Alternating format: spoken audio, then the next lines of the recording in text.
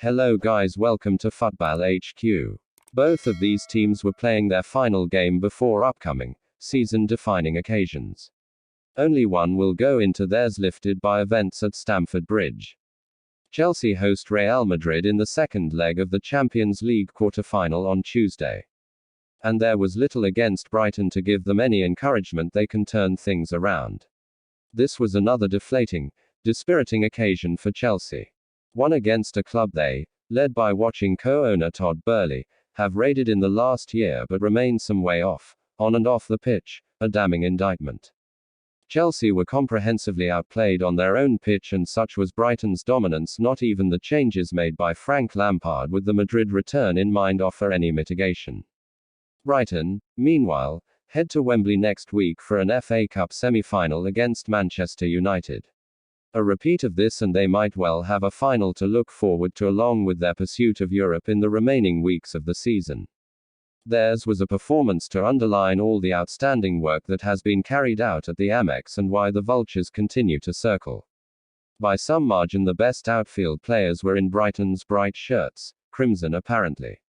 Moses Caicedo, another Seagulls star Chelsea-like, and Kaoru Mitoma led the way, but the list could easily have been 7 or 8 players long. Chelsea needed goalkeeper and stand-in captain Kepa to be their standout performer, but he had no answer to Danny Welbeck's first-half header and Julio Enciso's second-half wonder strike. And Chelsea lost but was still flattered by the scoreline, Brighton ending the game with 26 shots to Chelsea's 8 and the dominant side in terms of possession.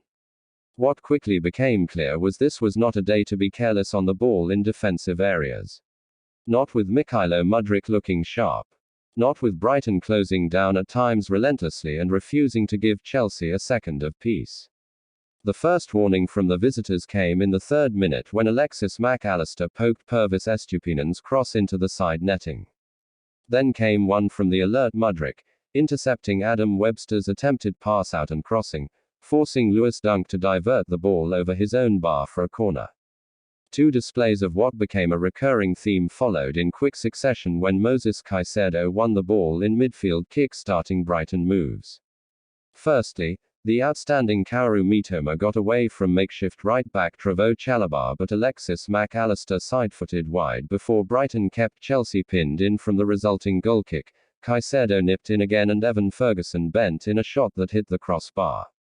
The opening goal, when it came, was subsequently against the run of play.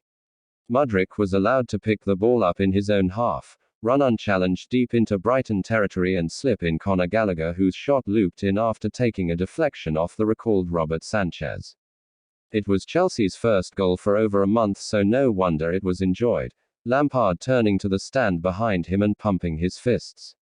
It turned out to be a rare first-half moment worth celebrating, as they spent most of the rest of the half defending until Christian Pulisic headed against the post in injury time.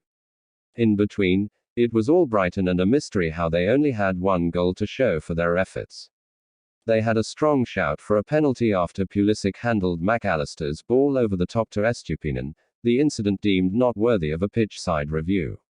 After the PGMOL apology they received during the week following last week's defeat at Tottenham, it would not be a surprise if another one came their way.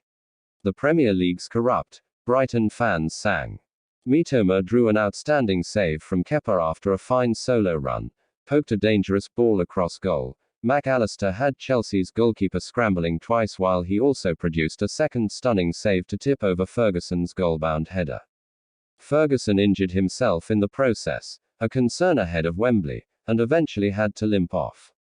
His replacement Danny Welbeck was the scorer of Brighton's deserved equaliser, climbing high to beat Chalobah and Wesley Fofana to Pascal Gross's cross. The origins of the goal were not a surprise given all that had gone before, a poor pass out from Benoit Badiashile intercepted by Brighton, who worked the ball wide to score. Chelsea, though, did not seem to learn their lesson. At the start of the second half, Kepa was forced to make amends after a poor attempted clearance by saving from Brighton, seconds after he was forced into action by Julio Enciso, who replaced Joel Veltman, who succumbed to injury after spending the first 28 minutes chasing Mudryk and getting booked. Enciso and Solly March threatened again for Chelsea, and Lampard had finally had enough of his team being dominated on their own patch. He made a quadruple substitution just before the hour, including 3 players who are likely to be starters against Madrid who he might have hoped to give the afternoon off: Reece James, Mateo Kovacic and Joao Felix. Their introductions initially made little difference. Enciso wriggled past James and fired against the post before Welbeck fired the rebound over. It was 8 minutes after the changes before Chelsea enjoyed anything like some sustained pressure in a danger area for Brighton, Sanchez producing a double save to deny James and Mudryk before Ben Chilwell headed wide. Dunk's desperate challenge on Kovacic after a mix-up with Caicedo was another suggestion the pendulum might have been swinging. Then Brighton struck to kill that idea off. Again Chelsea were architects of their own downfall. James's pass was pounced on by Solly March, who fed Enciso. Chelsea gave him too much time and space to assess his options, and he picked a good one, firing the ball into Kepa's top corner from 25 yards. He deserved the adulation he got from the away end and also the Brighton bench, who gave him a standing ovation as he made his way back to his position for the restart. Brighton were happy to hold what they had, allowing Chelsea to enjoy some possession. But they were so disjointed and seemingly devoid of ideas that was rarely translated into genuine chances. Mudryk's optimistic effort from long range summed that up, and Chelsea's attempts to get back in the game, it was high and harmless. We have come to the end of this video. Leave your thoughts about this match in the comment section. What do you think Chelsea manager need to do to make his team a winning team again? Don't forget to hit the subscribe button. Thanks for watching and bye for now.